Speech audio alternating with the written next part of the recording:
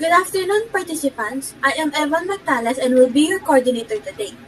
The goal of our focus group discussion is to find out what is your experience in the classroom, whether the challenges you overcome as a student or the difficulty of a task due to your teacher.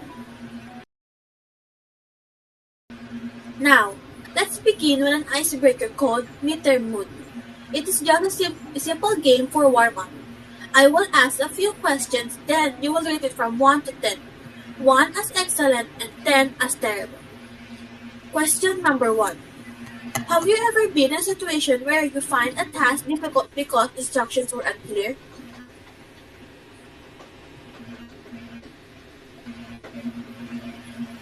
Okay. Does the delivery of instruction of your teacher affected your engagement during class? Okay. Next question.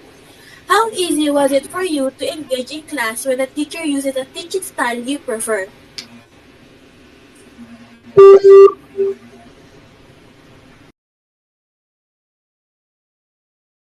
Well done. Okay then, let's proceed to our main discussion.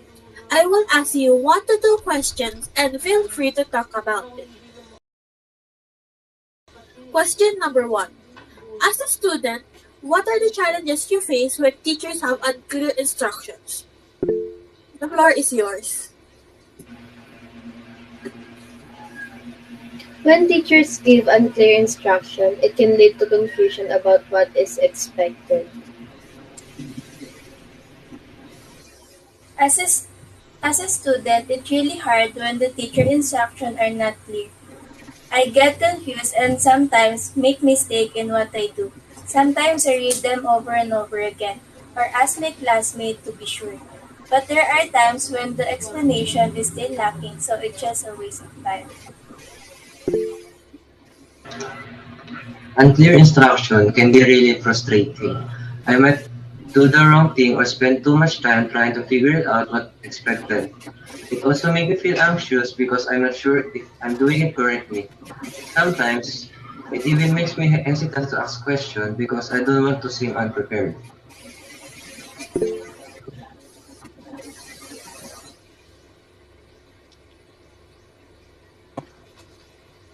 As a student, it's obviously a big complication between me and my teachers because I might waste time and effort on doing the wrong task or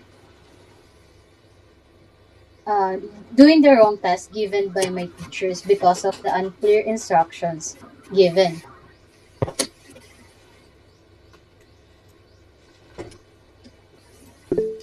with with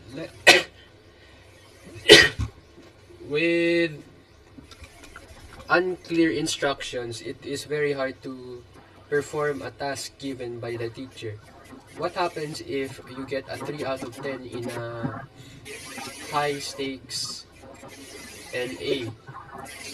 You would be very mad because you have no one to blame but the teacher. What that the teacher's way of instructing the students to do their CLA is the key reason as to why students have high grades, because they understand what to do and what to look for if ever they need to remember. Excellent. Let's proceed to the question number 2. In your experience, how do you think teachers can improve their skills about instruction delivery?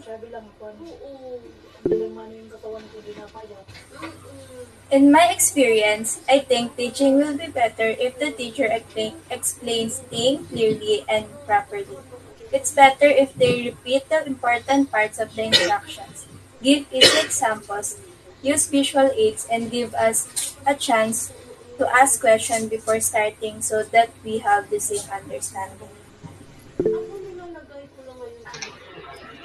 It can improve by explaining things step by step and giving clear examples. Using visuals, hands-on activities, or real-life situation can help students understand better. Checking if students are following along and giving feedback is also important.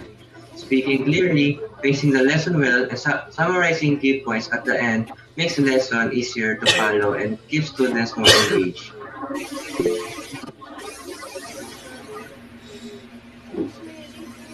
Regular feedback from students can also guide teachers in refining their approach.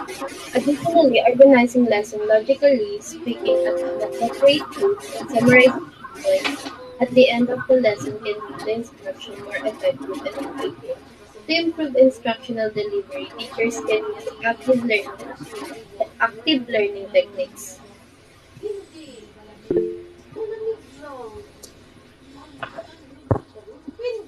In my opinion, to further more improve, teachers improve their instructional delivery on their classes. Um, they should be listening to the thoughts and opinions of the students regarding to the lesson or to the task they will give to the student.